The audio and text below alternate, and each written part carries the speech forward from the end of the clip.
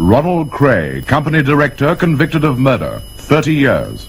Reginald Kray, company director, convicted of murder, 30 years. These two men, twins born in the East End of London 35 years ago, defied society for most of their lives. Their recommended sentences are the longest ever passed at the Old Bailey for murder. Society, said the judge, deserved a rest from their activities. Activities that brought London as close to the bad old days of Chicago as it's ever likely to get.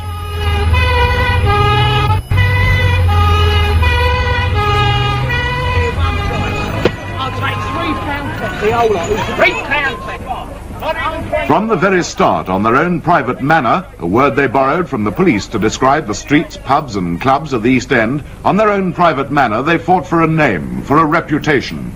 They got it by learning quickly just how to turn insecurity, and above all fear, to their own advantage.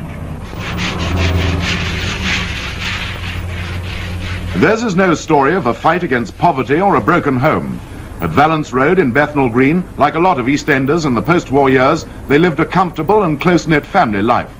Number 178, now coming down as part of a slum clearance plan, Vi and Charlie Kray, a dealer in second-hand clothes, brought up 4 children, Charles Jr., the twins, and a daughter, Violet.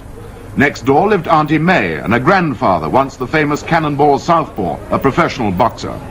And as youngsters, for the twins too, boxing was the consuming interest. They papered their bedroom walls with pictures of the champions. At school, it was the only thing they did really well. They both left at 14 with a reputation already as tough young tearaways. Soon afterwards, they joined the famous Repton Club, the so-called nursery of champions.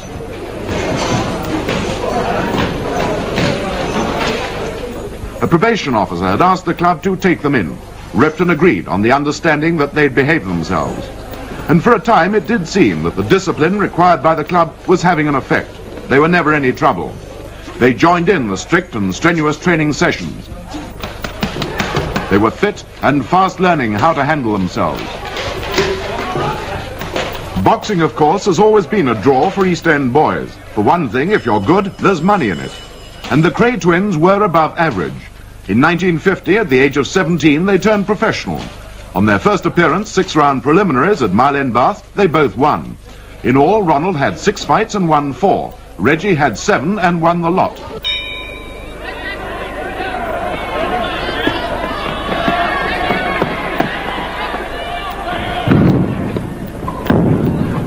People who know them well say that if they'd gone on with their boxing careers, they might have settled down.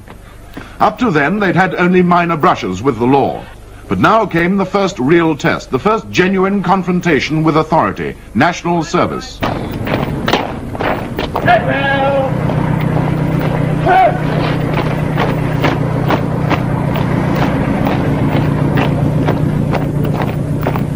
They'd been told to report to the Royal Fusiliers, based a stone's throw away from home at the Tower of London. On the first day, they hit the sergeant in charge and ran. 6 months later, they were caught and eventually sent to Shepton Mallet, then an army prison in Somerset. 9 months' detention had little effect. The army could do nothing with them. A day after their sentence was over, they were discharged from further service. As far as they were concerned, they'd beaten the system. For the first time, too, they'd been away from the moderating influence of their elder brother, Charles. Now, at the age of 22, they were back in the East End and convinced that they could defy authority, and, if not exactly get away with it, at least make it and the people round them come to terms. The first step was to open a billiard hall in a back street off the Mile End Road. Just a small affair, 4 tables in an old hut. But it had its purpose. It brought in some tough characters, and word soon got through to Jack Spot, in the early 50s the so-called king of the underworld, that 2 young tearaways were around who could prove useful. Spot took them on and sent them to the races.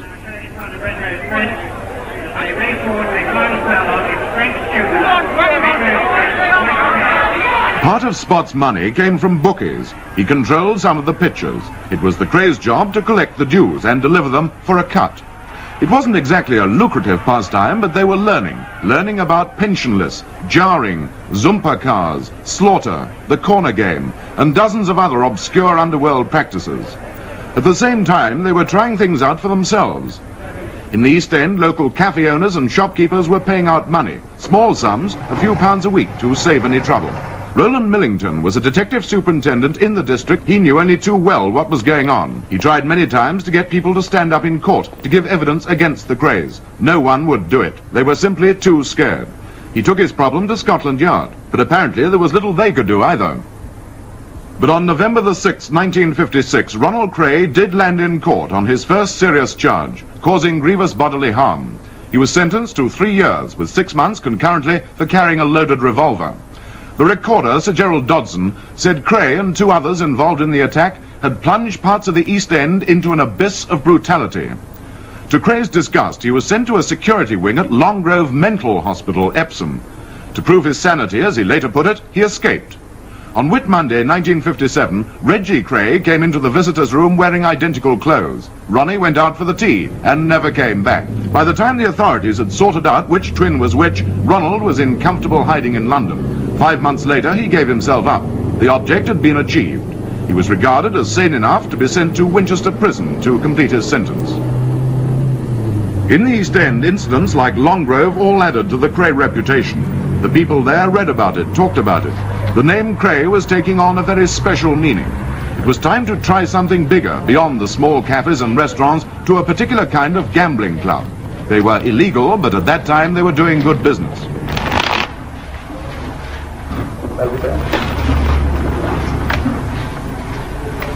In the East End, they're known as spielers, a kind of gambling den. George Meisel, a bullion merchant, was in a partnership which bought up this particular spieler 11 years ago. It's known officially as the Green Dragon Luncheon and Social Club, but its sole attraction is gambling. Day and night, 7 days a week, East Enders come here to play rummy. Individual stakes range from £1 to £5 a game.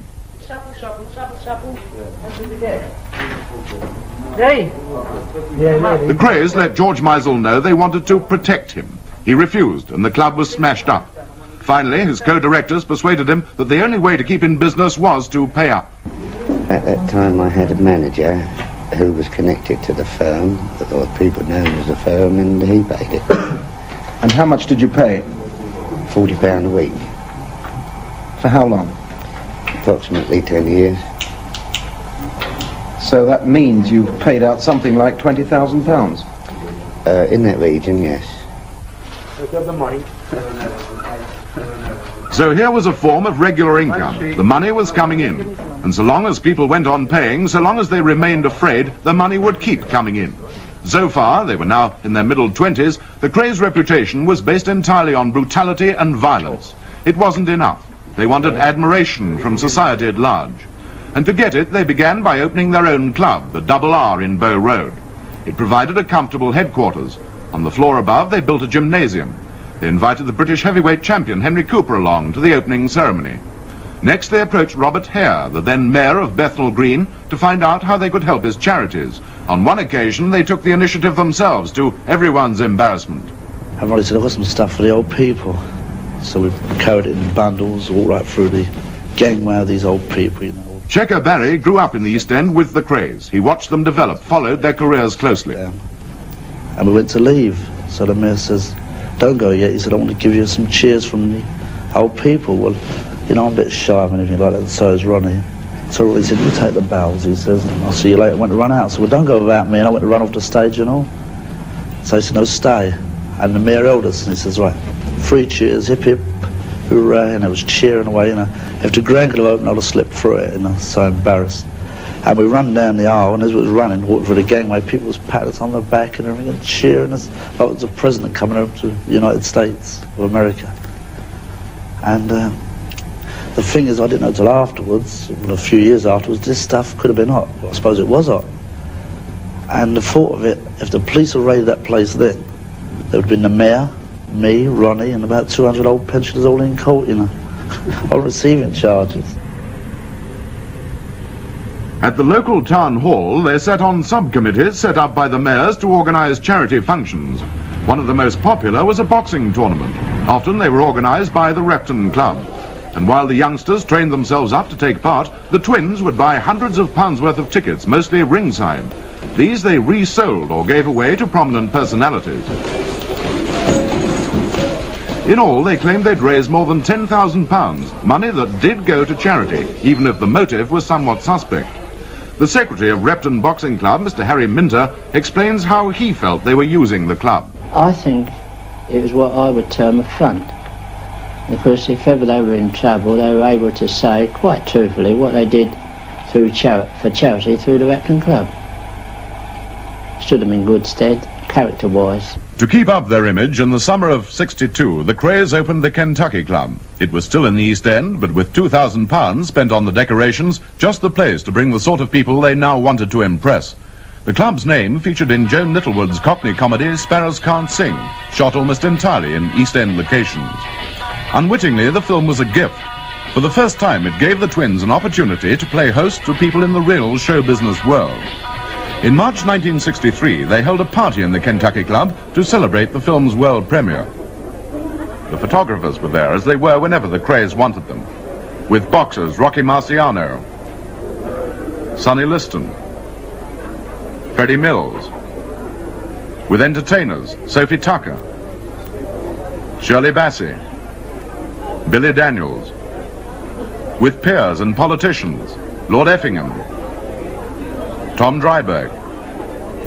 This business of trying to get into photographs with celebrities, and sometimes they didn't know it was happening, often went to extreme lengths.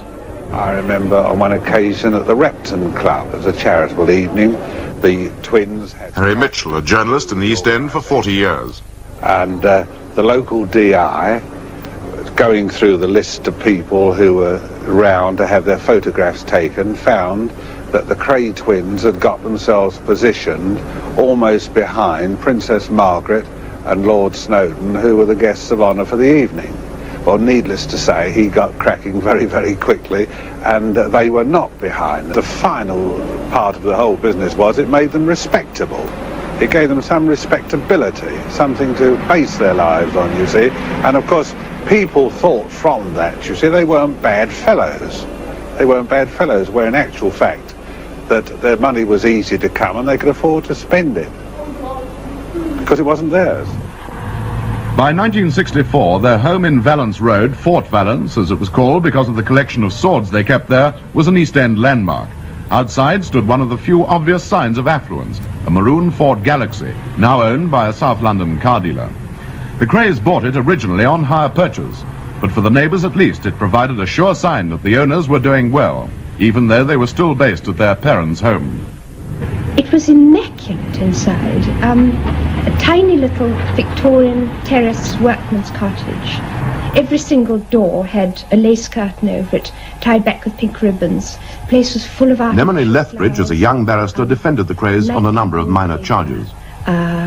Gilt glasses, horse brasses, everything that gave it this shining, sparkling, gypsy-like appearance. What happened when you got there?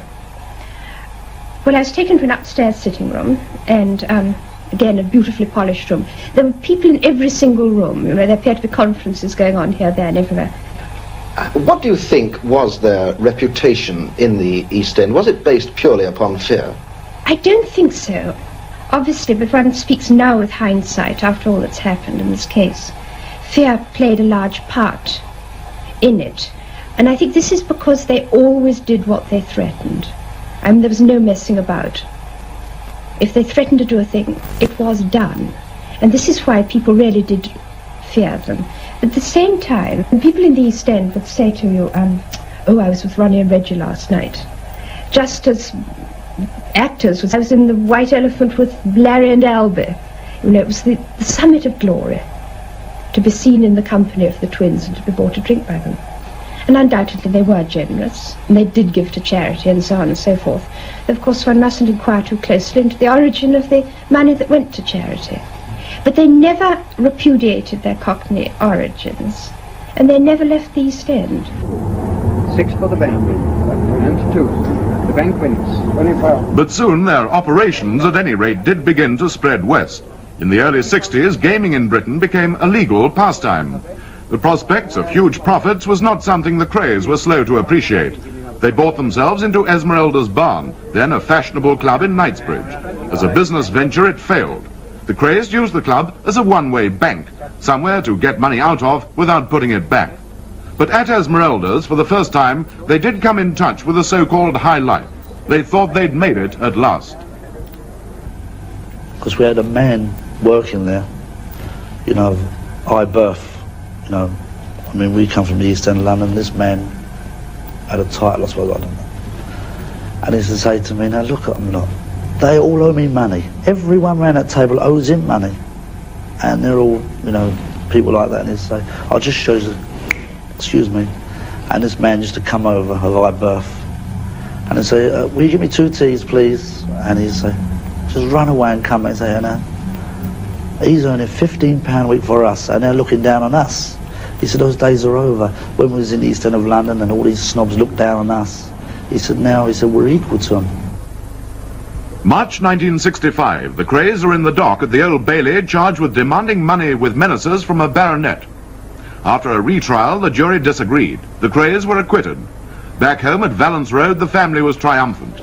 The acquittal was taken as yet another sign of how far the Krays were now above the law. People were calling them the Untouchables. The legends were growing. But in Gerrard Street, at a celebration party the very next night, a man was about who 4 years later was to give those legends the lie. Detective Inspector Leonard Reed, as he was then, Nipper Reed, had been involved in the protection inquiries. He'd taken a colleague down to the party to identify the members of the firm gathered together. When they saw him, they jeered. They were now so confident that all subtleties were being abandoned. Their name was inspiring so much fear that club owners rarely refused when asked to contribute to what was euphemistically called the pension scheme. Often members of the firm, or the gang they'd now built around them, collected the money themselves. Sometimes they were allowed to keep it, as a form of payment for loyalty. The Regency, Stoke Newington, lost thousands to the Krays. It began with nipping, that's to say running up vast bills for food and drink which they knew the owners would never dare ask them to pay. Tony and John Barry, joint owners of the Regency, described the night members of the firm came to put them on the pension. Broke the doors in to get in. They're downstairs. Alan went down to see what it was all about, and they got hold of him right away and gave him a club with a gun, pushed the gun up his nose, and they said, get hold of Johnny Barry, we want to speak to him. You're going on a pension scheme. I said, well, what's it all about? I said, pension scheme. He said, you're going to pay £50 a week. So I said, right, no, I thought there's going to be some trouble here, you know what I mean? I said, all right, lovely, I'll pay it. I said, this is how it's got to be. I said, like, let's have a drink, because I was frightened at what I was going to do. And as I'm talking, one of the firms got the gun on Alan, and he said, if you don't pay, he said, we're going to shoot one of your men every week. He said, he can go now, he said, if you want to be funny. So I said, legal. I said, I said, let's have a drink. I said, I'll pay it. I said, and that's the end of it. Tony, give me some examples of the kind of violence that the Krays were involved in here. Well, one night we was out, I came back from Stratton, it was my night off, and I'd been out with Mr. Clark, who's our doorman, and as we came into the foyer, I was arguing with a man who we know, and Reggie asked him 1 or 2 questions, and with that he's pulled out a flick knife and struck the man right across the face. That man was Buller Ward. Going to have about 30 stitches, 36 stitches, something like 32 stitches, I'm not quite sure. And that was it. Why did one of the twins have to use a knife? Well, I think it was because, I don't know if they thought that I was a bit too much for one of them, because when he threw me these punches, I said to him, if that's the hardest you can hit, you'll have to do a lot better than that. And consequently, this is what happened. Didn't it ever cross your mind, Tony, that you could stop this by calling the police? By the time you'd have called the police and they'd have got here, the Krays would have gone, and apart from that there would have been repercussions afterwards. They could always come back here, whereas you could never the police could never find them. They seem to be above the law. The autumn of 1966, Joe Louis is in Britain for a series of guest appearances at clubs and boxing matches in northern cities. It was a tour arranged and controlled very firmly by the twins. They were using the ex-champion as a cover. Louis never knew it, but he was no more than an excuse to get the twins into the northern clubs to extend their protection racket. Sunday, October the 23rd, Louis, the twins and 8 others travelled first class to Manchester. Joe Louis is unaware that 2 admirers in the party are carrying guns. The attraction at this time was that Manchester had developed a rash of small-time casinos and strip clubs, numbering 70 at least, and all ripe for protection. But what the Krays didn't know was that the local police had been tipped off and were shadowing them from the moment they arrived. The Krays booked themselves and Louis into the 4-star Midland Hotel, and in the tea lounge next day, club owners were summoned to a so-called business conference. Right. A conference witnessed not only by plainclothes police at adjoining tables, but also by David Burton. He'd been employed to drive Louis and the twins about, and saw the strange affair that followed. I knew Joe. The people who were sat in the lounge, you know, having cocktails and things, they wondered what was going on. Because it wasn't very nice to see 15 people with the feet up on the table, you know, sprawling about. What about this club owner who came in and told them to clear out and told them he wasn't going to pay any money? They told him to sit down. They didn't ask him to sit down, they said sit down. It's a command. This he did. And they said, you know, we're thinking of doing some business in Manchester and we've left ourselves rather short of money. Would you just lend us £500 to tide us over to pay the bills, etc.? Well, this fellow looked at his assistant and sort of smiled, half laughed. And they said, well, we'll give it you back, and we'll give it you back in fruit machines and cigarette machines. And this chap turned around to them, he said, I know what you're getting at. You can, you know, in other words, go and get stuff. It had taken club owners and police just 24 hours to outmaneuver the twins and send them back to London, travelling second class this time. They got similar treatment at Newcastle, Blackpool and Southport. So attempts at establishing a provincial network failed. Not that it particularly worried them. Life now was treating them well. They could afford expensive holidays abroad, and they did travel quite widely. Tangiers was a particular favourite. Even at home, life on the firm, as they put it, seemed little more than fun and games. One time it was me and Ronnie and another fellow was coming down this lane, and Reggie, a big Pat, and a couple of more just went galloping through the woods. But we took them out as we came running down the lane. Very small ponies. And this is true, you might not believe it, it's true. We come down to the end and then Big Pat and Reggie come tearing out on us on the horses. The horses wasn't running fast, but they was moving back and forwards. And Ronnie said, get away, you know, because he's frightened the horse. And Reggie said, go on, he's pushing his horse. So anyway, they had a few words off the horse. So he said, if you touch my horse, he said, I'm going to kick your horse. So Reggie got off his horse. True as I'm sitting there. I walked up and smashed and hit the horse on the chin, and the horse went down all fours, you know, fell. And as it fell, Ronnie walked off the horse. As it fell down, the horse ducked his head. Ronnie walked off of it, and got hold of Reggie, started pulling my horse and making his horse gallop, you know. Just had some lovely fun out there. But nothing could really disguise the true activities of the firm, the way the money was got to pay for all the fun. For Alan Purvis, life on the firm was far from a joke. He knew the sinister side of it all, knew how they set about persuading people to join them.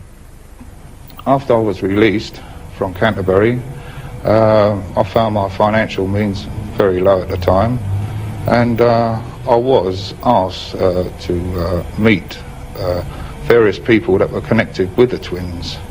But at that time, I didn't know they were actual members of the twin gang. The proposition was approached to me in certain business deals. I agreed to this, and he told me to wait at home, and later on in time they'd get in touch with me. Well, mind you, I was on wages then. It wasn't a lot, about £20–25 per week. Wages from whom? I was on wages from the twins. They paid you every week? Oh, yes, most definitely, yes. For doing what? Well, for nothing at that time, until they could find a business arrangement for me. You know, I know people that actually worked for the Krays that were behind them at some times that never even got paid by the Krays. But they just wanted to be with the Krays to say that they work on the firm. But they never got a penny from them. Well, this is a fact. They're willing to protect them, to shoot people, and yet to just to say that I work for the Krays. Was that for prestige? Well, a lot of people wanted to use their name. I mean, in business, you go up to a certain person and you're going to take a lot of money off him, and if he refuses, you can say, well, I work for the Krays. Well, with a thing like that, it stops a man dead in his tracks. He says to himself, well, what am I on here? If I don't pay, I'm sure to have them down on my shoulders. How much money do you think came into the firm, on average? It's probably an impossible, impossible question to answer, but... Well, it is. I wasn't that tremendously in with them. I was in with them right up to the degree whereas I was told what to do and who to do and where to be and what the case may be. But many, many thousands of pounds. I know many, well, quite considerable sums passed through my hands that went to them. In fact, justice caught up with you and you went to prison. Well, this is it, yes. Well, this is a penalty you pay. How did they look after you when you were in prison? Well, when I was away at the time, if I wanted anything inside, because they got the firm inside as well as outside, of course, if I was short of anything, or if I wanted anything done, like one time a person that did turn me over outside while I was still inside, if you understand what I mean. And of course I sent a message out, and the person that did turn me over was turned over himself by the members of the firm. You mean beaten up? Oh, so yeah, severely. How was discipline maintained in the firm? Well, discipline was maintained in various aspects. I myself was disciplined once. How? Well, as I say, through business and everything else. I was in my office and they come up to see me. According to Reggie, I wasn't doing things right and that the money wasn't coming in quick enough. I argued with him. Through the argument, I took a slap round the face and pushed into the chair. Yes, you were slapped by Reggie? Yes. You're a big man. You can presumably look after yourself. What did you do? Well, what could I do? I mean, I know bigger men than me that bow down to them. If you were slapped by the twins, you didn't slap back? Oh, nobody did. I've yet to see men who ever come up. There's only one man I know that did retaliate, but of course they got him in the end, and they cut him to pieces. Was violence an everyday factor in living with the firm? Oh, naturally. I mean, there was a person that was coming round causing aggravation with me. Well, not one fella, two or three. When I explained the position, Reggie said, well, you've got to do it the hard way. And of course, I was supplied with a firearm and... With a firearm, a gun. What sort of firearm? Well, it was a 410 shotgun, which I did actually use. Well, the police know of this because the police at that time were understanding because they knew the position I was in. And I explained this to Commander DeVos and to Nipper Reed. Because they said that owing to the fact the predicament I was in, because I've got a family and I've got to protect them, I had to use the gun, but I never used it actually at the person. I just used it to scare them away. One night when we were sitting in the El Morocco and everybody was looking sort of a bit miserable. Anne Kerrin hung around the fringes of the firm for about 6 years. Nobody would speak. She knew the scene well. And I think I said to Reggie, you know, what's it all about, Roy? And he said, we're looking for such a person. So I said, oh, don't you know where he lives? And he said, no. I said, oh, well, leave it to me, boy, I'll get it together for you. And I made a meet, and I got the character out of bed, and he came down the club. What did he say when you got him out of bed?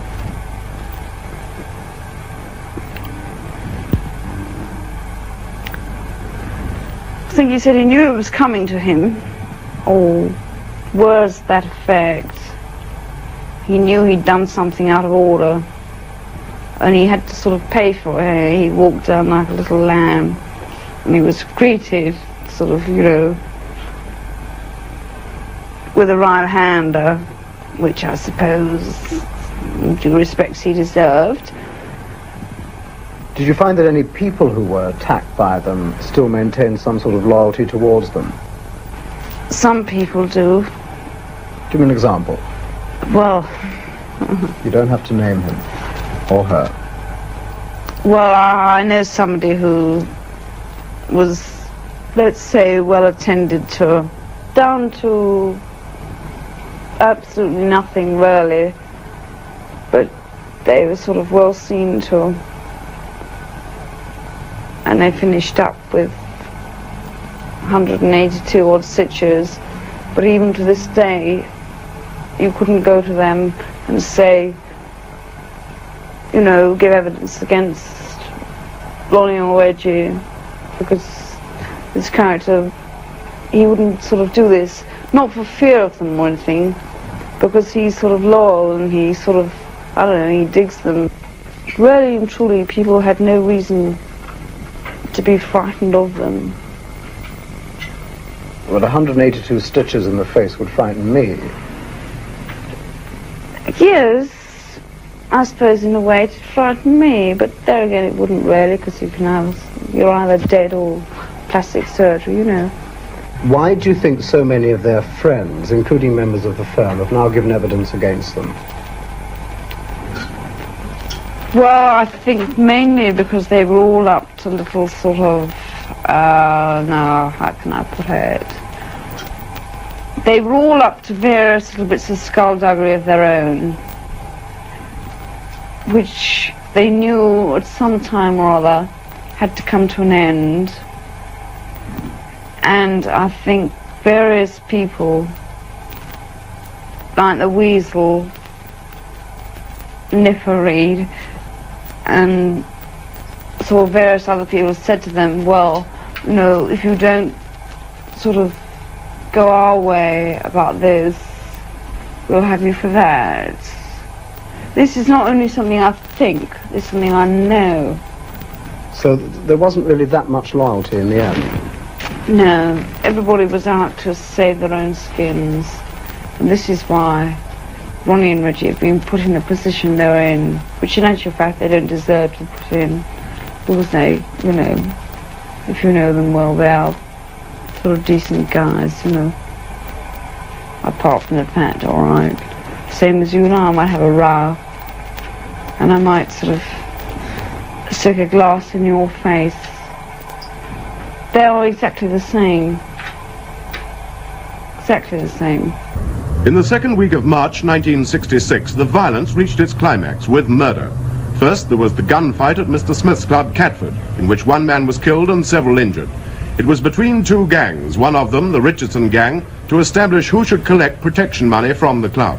The Krays weren't involved. The Catford shooting was a south of the river affair, on the Richardson territory. But across the water the very next night, Ronnie Kray walked openly into the bar of the Blind Beggar and shot one of the Richardson gang dead in full view of the customers. Friends say George Cornell was killed because he was one of the few men who stood up to the Krays. There was another reason, though. By choosing to commit murder in public, Ronald Kray was trying to prove that he was supreme gang leader in London, that he too could kill and get away with it. It almost worked, as it did when he and Reggie lured Jack McVitie, a small-time criminal, to a flat and stabbed him to death. Half the East End knew who'd done it, but no one would talk to the police, not until the twins and most of the firm were in custody on other charges.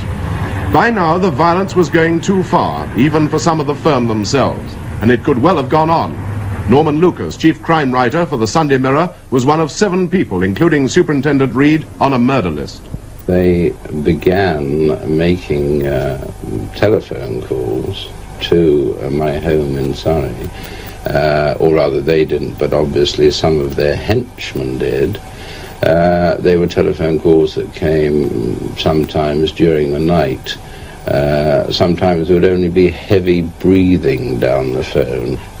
I had the experience of a mystery car turning up at my house at 11:30 at night, fortunately when I was spending a weekend in the country. Why do you think they managed to operate virtually unhindered throughout nearly the whole of the 60s? Now what had happened was that the Metropolitan Police were undergoing so much criticism, and quite a lot of criticism that came not only from certain newspapers, but from members of Parliament who were ill-informed on various criminal matters, that there was a period in the Met Police when almost anything would be done to avoid criticism, so that the police were working completely by the book. And a directive went out from the yard instructing detectives that they must not frequent clubs and they must not associate with criminals. Well, this put a gross limitation upon their work, and at that time the Krays grew, and they knew that no single detective would take a chance of criticism. It's a situation that has now, of course, changed or been changed.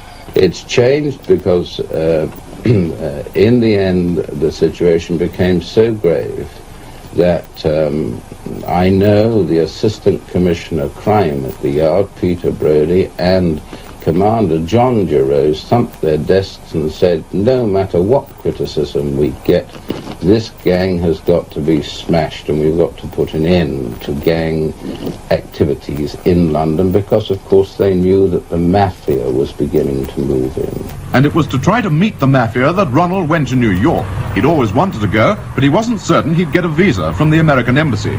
So he flew first to Paris, got his papers there, spent the night with a business contact, and on April the 3rd, 1967, left for New York. He checked into the Warwick Hotel on West 54th Street, and his bill there was paid for by one of his American contacts. Federal agents kept a close eye on Kray throughout his visit. There's no real evidence that he ever actually contacted the mafia in America, though he certainly met people he thought were mafia. In fact, most of Ronald's time in New York was spent like any other tourist, doing the sights. But at the giant McGraw-Hill publishing house, he did have a business lunch with the boss, Frank Taylor. They talked about the American edition of a book that's coming out on their life. In London, too, there'd already been attempts to commercialize their story. On the back of a poster on sale in the West End, the caption compares the stories of their exploits with those of Frank and Jesse James. For a time, they were taken up by some sections of society. They did become chic, and they in turn became more and more publicity conscious, or friends and relations, as they called it. Tom Mango. The twins had also, by this time, acquired a real writer to produce their authentic life story. They even arranged special parties to impress them with the picaresque nature of their lives, and for one of these occasions, they hired a couple of midgets from a theatrical agency. They would have hired a couple of giants as well, but they found in the end that the tallest men around were on the firm anyway. These inconsistencies, these irreconcilable threads, hung even more loosely towards the end, and I'm talking now about March, April and May of last year. I saw the twins for the last time in this Bethnal Green pub a few weeks before their arrest. One thing was certain. They knew it was coming to them, but each reacted in a different way. Reginald, I thought, was tense and uneasy with the knowledge and wanted to get away from London, from the firm, and from his dominant twin. Ronald, on the other hand, was plotting some sort of prosperous future. My last evening with them was understandably uncomfortable for everyone. I was making inquiries into the disappearance of their very good friend, Frank Mitchell. In the course of this difficult evening, one curious interlude stood out. On learning that I was about to go to Vietnam, Reginald took me to one side and asked very seriously and insistently whether he could come with me. He said he was prepared to do anything out there. Now, the motive for this became a little clearer much later on, when I learned that he'd also approached a London literary agent with another extraordinary proposition. Was the government aware, he'd asked her, how economically disruptive dock strikes could be to the country? How would the government react, he wondered, if the firm were to drive down to the London docks and act as unofficial industrial peacemakers? Was it the sort of gesture, he wondered, that would be taken the right way at Tintagel House, where Nipper Read and his squad were inexorably marking off the last days of the firm? The police work had been continuing in its own quiet and complicated way for well over a year. In the last few weeks before the arrest, the firm went out less and less. The twins stayed in their favorite East End pubs. There was a lot of drinking, plenty of talk, but not that much action. The pensions were still coming in, but discipline was beginning to disintegrate. Too many people knew far too much. By now, key members of the firm were quietly lining up with the police. Old loyalties were dying easily. At dawn on May the 8th, 1968, a team of detectives arrived at the new Sky Tower block in Clerkenwell, where the Kray family had now moved. They jammed the lift, walked up the stone steps to the 9th floor, and jemmied their way into flat 43. This was at 6 o'clock in the morning. All the raids had been timed, synchronized to be at the same time.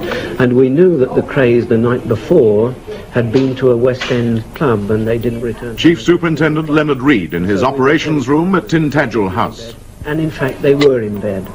They were taken out of their beds. They caused us no concern or trouble at all. How much danger were you in during the inquiry? Well, it's difficult to gauge, really. There was suggestions from various sources that there was some personal danger. I took what I considered to be reasonable precautions. I used to go home frequently on a different route, and also I go running in the mornings about 5 miles every morning. When I was interviewed by the press, I denied this emphatically because I considered that at that time in the morning, alone in a vest and running shorts, I would be very vulnerable, unless I could run faster than them, of course. It's been said a police officer develops some sort of relationship with the criminals that he's hunting. What relationship did you have with the twins? Well, there was no real relationship between the Krays and myself. I'd known them for some time, but I never felt any animosity towards them. This was a facade that was built up, I think, by the Krays. They projected this to the public generally, that this was some sort of hate campaign between themselves and the police, and particularly myself, but this is not the case at all. I know that they disliked me intensely. I know that they, at one stage, bought a snake, which they called Nipper Reed, and there was great jubilation when this snake died. Ronald Kray, I understand, used to feed it live mice. One assumes you had to use fairly unorthodox methods on occasions. Well, of course. All detectives use disguises, as you know. In this case, probably more than most. We used a variety of disguises, and they were quite successful. For instance, I, from time to time, posed as a parson, as a dustman, and as a road sweeper, and this kind of thing. One of my officers, I think, even posed as a BBC television interviewer. What about the use of so-called double agents? We did employ this from time to time, and very successfully. Of course, a double agent can never be fully trusted, and bearing that in mind, they were used mainly to influence the Krays that we were taking certain action, whereas in fact we were not. In other words, to feed them completely false and bogus information. How does this case differ to all the others that you've had a hand in? It was completely independent from New Scotland Yard. We broke away entirely from the normal routine. I had to answer only to the Deputy Assistant Commissioner, Mr. John de Rose, and in that light it was quite different from other inquiries. It was necessary for secrecy to be maintained. This was most important. And towards that end, Detective Superintendent Donald Adams handpicked most of the men that came onto the inquiry subsequently. Originally, the officer who was deputed to undertake this investigation had to let it be known amongst his colleagues that he had been given a confidential inquiry concerning a domestic matter within the force. In those circumstances, nobody troubled to ask him any further questions. But as the team was augmented, it became obvious that some people might learn something of what was happening. With that in view, the whole of the team was transferred from New Scotland Yard to Tintagel House, where we operated quite successfully. Each and every one of these items was recovered during the course of the Kray inquiry. Some of them are quite obvious in their use. Perhaps the one thing which is unique, certainly unique in my experience, is this, what appears to be a perfectly innocuous case. But down here we have a hypodermic syringe.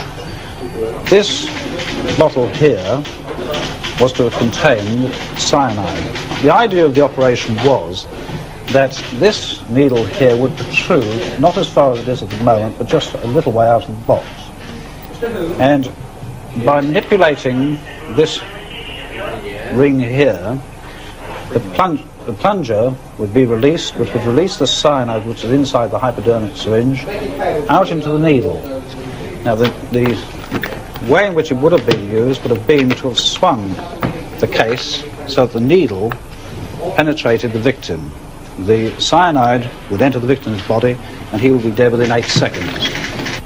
It's important to remember that the police can take no action against anyone unless there is evidence available. This, so far as the Krays were concerned, was always the difficulty. It was essential, of course, that if the police launched an operation against the Krays and their empire, it had to be successful. We could not afford an abortive inquiry. This would have damaged the police public image, and we just could not afford to do that. It's also important to remember that had this happened, had we had an abortive inquiry, the Krays had many influential friends in all sorts of walks of life, and I can visualize that a large complaint would have ensued. Shortly after Ronald Kray was sent on remand to Brixton, he wrote a cheerful letter to a woman friend asking her to send him a book about General Custer. But if he saw himself making his last stand at the Old Bailey, if the twins were beginning to believe in their own legends, they were soon to be firmly disenchanted. There's nothing romantic about the cool, clinical atmosphere of the Central Criminal Court. In Court Number 1, it was time for society to take its first long, detached look at the firm's activities. Richard Whitmore covered the trials. It's been a long run. On and off, a year of different court hearings, sometimes deadly dull, sometimes funny, sometimes revolting to listen to. The real climax came in January with the Cornell and McVitie murder trial. It was to last 40 days, the longest, the most expensive murder trial in British history. In the dock, 10 men charged either with murder or as accessories. The judge tried to make them wear numbers to simplify things, but the twins ripped theirs off, shouting that this wasn't a cattle market, and the judge relented. In fact, one would barely have noticed the twins if it hadn't been for their regular outbursts. Big slob, animals, bastard, liar. Caused, I suspect, not just by anger, but by the tension that built up daily and needed an outlet. And from the witness box, some horrifying stories.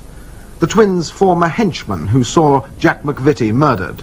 Quote, Reggie got the knife and stuck it in McVitie's face. He stuck it in his stomach. Then he got astride and stuck it in his throat and twisted it. Or the unfortunate barmaid at the Blind Beggar who saw Ronald Kray shoot George Cornell dead in front of the customers. After 3 years of private nightmares and a life spent in hiding, the day comes when she has to face Ronald Kray across the courtroom. 100 pairs of eyes on her as she points a trembling hand and says, "He did it." She returned on the last day to see the twins sentenced to 30 years each and taken down the steps from the dock into the musty bowels of the Old Bailey. Murderers who've walked down here have killed for many reasons. Passion, greed, jealousy, panic. But the Kray twins, said their prosecutor, killed purely as a matter of business, not for profit, but for prestige. Outside in the East End, the army they once boasted was second only to the Minister of Wars has gone. The Krays probably had about 100 men they could call on at the height of the firm's activities. Now, like so much of the old East End itself, they've crumbled away, vanished to group and regroup with others who'll undoubtedly try to fill the gap. As for the Krays themselves, their real power over people came from a reputation based entirely on fear and the myths and legends that that fear created. Once it was proved that they were as vulnerable as the people they'd ruled, their hold was gone. The violence was bound to overtake them in the end. Their home at Valence Road now lies condemned. Society demanded something better of it and of them. After they got their imprisonment, the old East End seemed to go dead and very quiet, not many people on the street. It might be all in my mind, and it might have been in other people's mind, but everyone noticed this. Power has some strange aphrodisiac effect on people, and these people who really were powerful. This is attractive to people of rather simple mind, whatever their background. Although they are going to take very unhappily to 30 years inside, they will read all the newspaper reports and they will puff out their chests. Organised crime, as such, can no longer flourish in this society. The police have the means, the manpower, and the ability to completely combat it.